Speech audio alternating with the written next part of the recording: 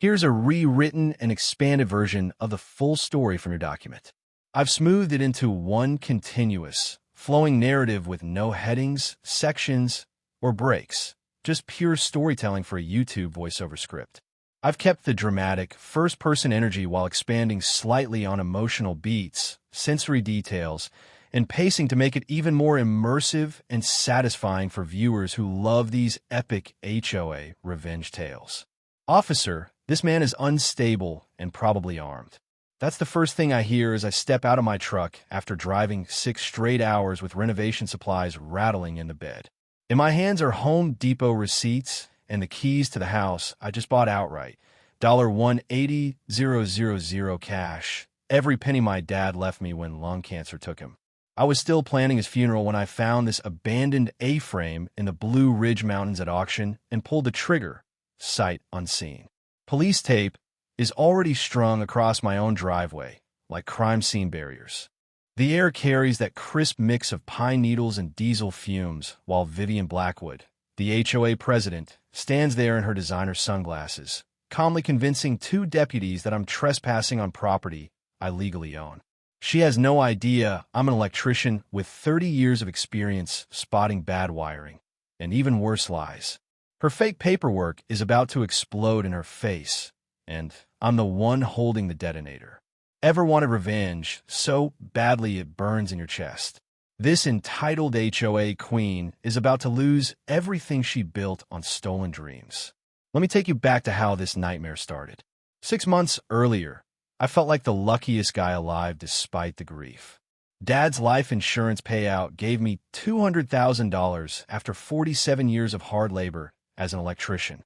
I finally had enough to chase a dream, turning an abandoned 1970s horror show A-frame into a livable mountain retreat. 3 acres of misty pines, a deck barely held together by hope and rusty nails, broken windows letting in decades of rot. The previous owner had died 15 years ago. The estate finally gave up and auctioned it off.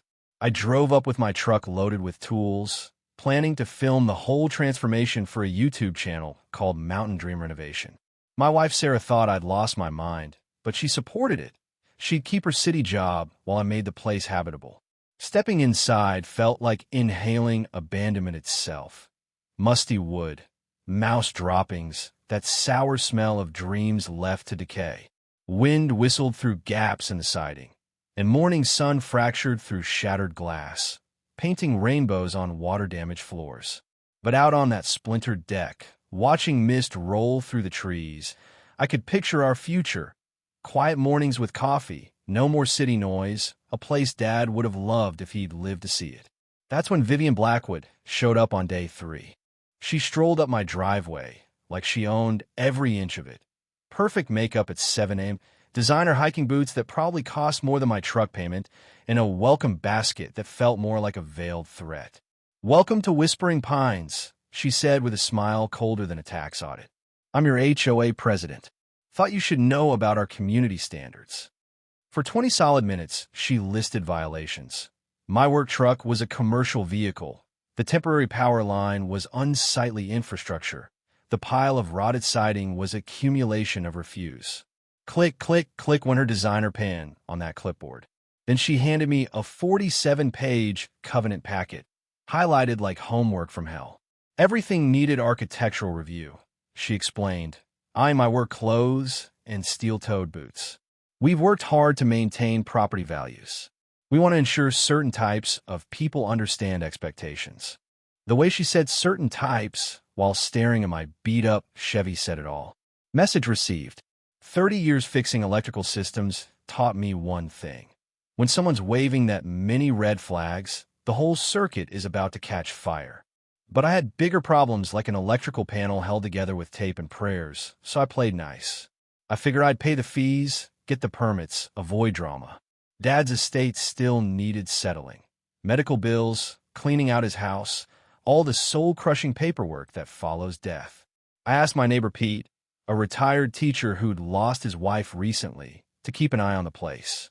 He seemed decent, lived alone in a cabin that smelled like coffee and quiet loneliness. He promised weekly check-ins and texts. For 6 months, his messages were the same. All good here, Garrett. See you when you get back. I was grieving, handling lawyers, selling Dad's place. The mountain house felt like a distant hope I'd return to when the pain eased. But while I buried my father, Vivian was building her case.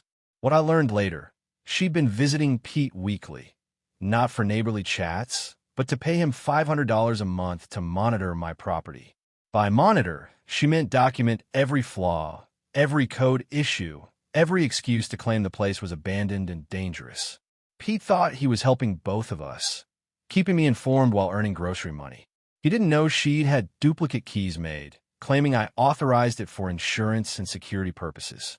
She'd been inside my house every week, photographing everything, measuring, staging evidence of neglect.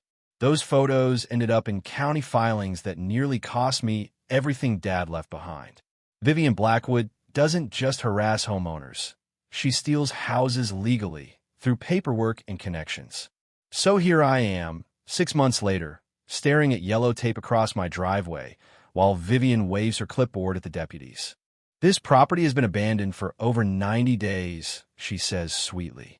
Under state abandonment laws, we had no choice but to file for emergency abatement. Emergency abatement, like my fixer-upper, was a cracked in instead of a renovation in progress. The older deputy, Morrison, shifts uncomfortably on the gravel. He examines my deed. Taxes paid through 2026, clear title. Vivian interrupts, spreading professional-grade photos across the patrol car hood. Every loose board, cracked window, demo debris captured perfectly. What she doesn't mention, half the damage happened during her break-ins. I hand over my paperwork with shaking hands. Not fear, pure rage. I bought it 6 months ago. Cash. I've been burying my father. The younger deputy asks about the neglect. My filter snaps, because while I was planning his funeral, this woman was planning grand theft real estate. Morrison warns me to calm down, hand nears radio. Vivian smiles like she's already redecorating my living room. I call my lawyer Marcus Webb. He picks up on the first ring. Emergency injunctions are nuclear, he says. This isn't standard HOA nonsense. It's calculated. Bring everything Monday. Deeds, receipts, texts. Cost to fight, $2,500 minimum. $2,500 to defend what I already own. Meanwhile, Vivian gives the deputies a guided tour of my dangerous property, pointing out my temporary power like it's a neighborhood fire hazard. The irony could light the whole mountain. Pete shuffles over, guilt pouring off him. Garrett, I got something to confess. She's been paying me $500 a month to watch your place. I thought I was helping you both. She said you'd asked her to handle documentation during your family emergency. My stomach drops. Pete, what did you let her do? She had keys made. She's been inside every week, photographing, documenting violations. Morrison approaches with paperwork I've never seen, a temporary restraining order. I can't enter my own property pending resolution.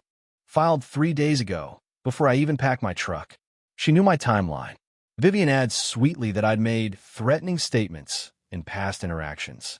Morrison suggests I find other accommodations tonight.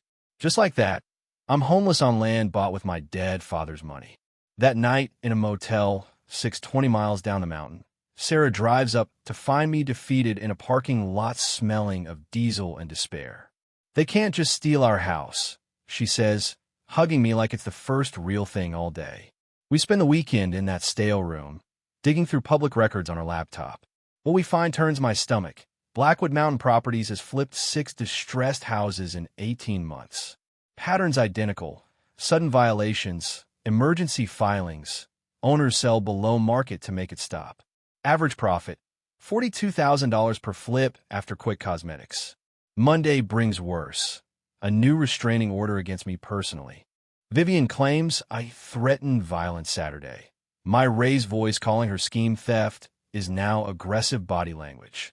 It covers 500 feet from my property and her house at the entrance. I'm banned from the whole neighborhood. Psychological warfare. Marcus calls it textbook abuse. Fight it and look threatening. Don't and lose your home. Cost to contest both, $8,000 to $12,000. Money from Dad's inheritance burned just to keep what's mine. But I'm thinking like an electrician. When a system shorts repeatedly, trace the overload source. Vivian's attacks are coordinated. She has inside help. Her Facebook is arrogant gold. Posts about protecting values from unsuitable residents. Photos with the building inspector who condemned my house. The sheriff's deputy who looks like Morrison, all at golf tournaments and fundraisers. The good old boys network in high def. Sarah finds more in records. Neighbors find absurdly. The Hendersons $800 for 3 garden gnomes that sat 15 years. The Johnsons $2,000 for improper deck staining. They sold cheap to Vivian's company. Frank Henderson tells me quietly. Vivian's ex-husband Walter owns 40% of her company post-nasty divorce. He's in Florida bitter. Pete has his number from church. Walter answers on the second ring, ice clinking in his glass. You're the latest victim of my ex-wife's empire. He hints she's borrowed $340,000 against the company for acquisitions. One bad deal could collapse everything. Critical intel. Motels mysteriously kick us out after complaints. Vivian's reach is everywhere. We meet journalist Jessica Brighton at a Waffle House. HOA corruption is trending. Her paper gets $15,000 yearly ads from Blackwood Properties. She needs bulletproof evidence, financial patterns, invalid procedures, criminal intent. Marcus uncovers the kill shot. Vivian's covenant amendments, basis for everything, are invalid. State law requires 2/3 homeowner approval by mail ballot.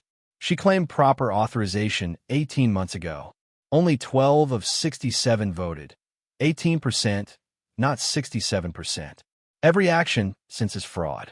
But she's accelerating. 72-hour emergency demolition, claiming imminent collapse from her brother's inspection company.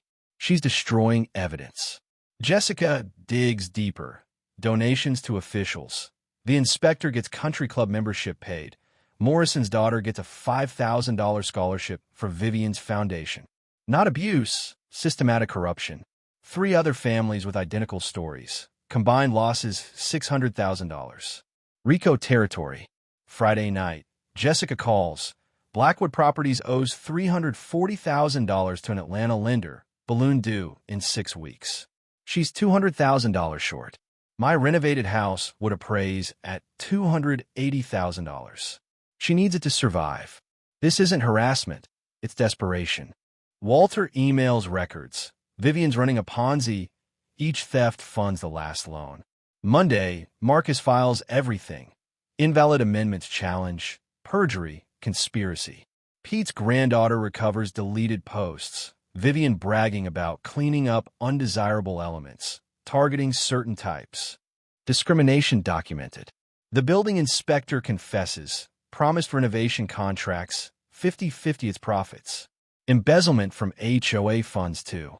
Community organizes. 34 neighbors share stories. Elderly fined before funerals. Families targeted for kids playing. Veterans for flag heights. Patterns everywhere.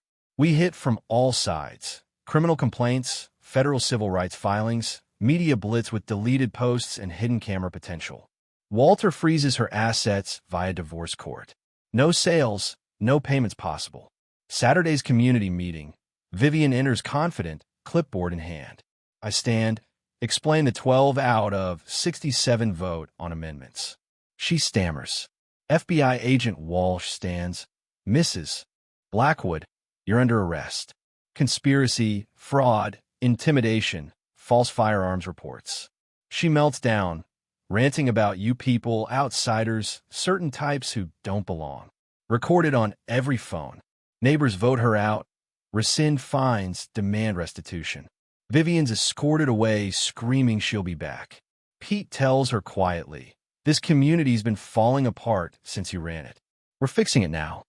6 months later, Sarah and I stand on the renovated deck, wind chimes singing in the breeze. Freshwood stain mixes with coffee scent. Mountain Justice Renovation hits 347,000 subscribers. Viewers love the legal battle episodes, sharing their HOA nightmares.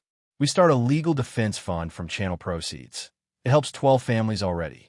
3 more HOA presidents charged, communities restructured. The state passes HOA reforms inspired by our case. Better due process, penalties for abuse. Jessica wins journalism awards. Her series exposes more corruption. Dad's house is the sanctuary he dreamed of. Every sunrise on this deck. I feel him in the pine wind and honest work done. Bullies thrive by making victims feel powerless. But organize, document, fight with facts, and even the worst corruption crumbles. Your property rights matter. Never let anyone steal them with paperwork and fear. Sometimes the best revenge is refusing to be driven away. Hit subscribe for more chaotic, satisfying stories. What would you do if this happened to you? Drop in the comments. Warning disclaimer. Fictionalized for entertainment. Inspired by real themes. No real events, people, or similarities intended. Let me know if you want tweaks, more expansion on certain parts, or fresh hashtags tailored to this version. Rocket.